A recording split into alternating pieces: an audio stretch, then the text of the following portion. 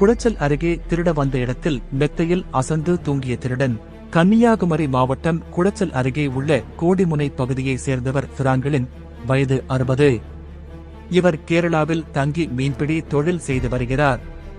இதனால் இவரது மனைவி தனது தாய் வீட்டில் வசித்து வருகிறார். ஆனால் அவ்வப்போது தனது கணவர் வீட்டில் வசிப்பதும் வழக்கம்.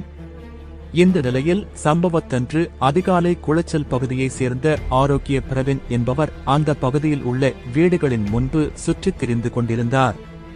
அப்போது அந்த பகுதியில் விற்பனைக்காக ஒரு வீட்டின் முன் வைக்கப்பட்டிருந்த கருவாடுகளை திருடி தின்றுள்ளார். பின்னர் அங்கும் இங்கும் அலைந்து திரிந்த அவர் பிராங்கலினின் வீட்டை நோட்டமிட்டு அவரது வீட்டின் பின்பக்க கதவை உடைத்து உள்ளே புகுந்துள்ளார். அப்போது அங்கு வீட்டின் ஒரு அறைக்குள் சென்ற அவர் மின் விசிறிக்கான சுவிட்சை போட்டுள்ளார்.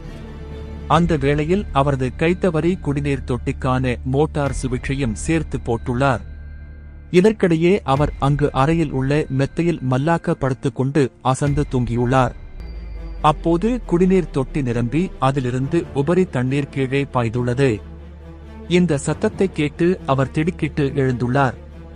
பின்னர் அவர் வந்த வேலையாக பீரோவில் இருந்த 2 பட்டு புடவைகள், 1000 ரூபாய் ரொக்கம் ஆகியவற்றை திருடி சென்றுள்ளார். மேலும் தான் அணிந்து வந்த பேண்டை கழற்றி அங்கேயே போட்டுவிட்டு அந்த வீட்டில் இருந்த லேடிஸ் ஜீன்ஸ் பேண்டை எடுத்து அணிந்துவிட்டு அங்கிருந்து சென்றுள்ளார். இந்த நிலையில் பிராங்கலின் வீட்டின் மாடியில் இருந்த குடிநீர் தொட்டி நிரம்பி உபரி நீர் கீழே பாய்ந்து கொண்டிருந்ததை பார்த்து சந்தேகம் அடைந்த பக்கத்து வீட்டார் இது பற்றி பிராங்கலினின் மகளுக்கு தகவல் கொடுத்தனர். உடனே அவர் விரைந்து வந்து பார்த்தபோது வீட்டின் கதவுகள் திறந்து கிடப்பதை பார்த்து அதிர்ச்சியடைந்தார். மேலும் பீரோவில் இருந்த பணமும் 2 பட்டு புடவைகளும் திருடு போயிருந்தது. பின்னர் இது குறித்து குளச்சல் போலீசாருக்கு தகவல் கொடுக்கப்பட்டது. உடனே சம்பவ இடம் விரைந்து வந்த போலீசார் விசாரணை நடத்தி அந்த பகுதியில் உள்ள கண்காணிப்பு கேமரா காட்சிகளை ஆய்வு செய்தனர்.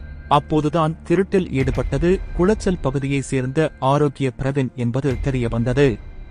தொடர்ந்து போலீசார் வழக்கு பதிவு செய்து அவரை கைது செய்தனர்.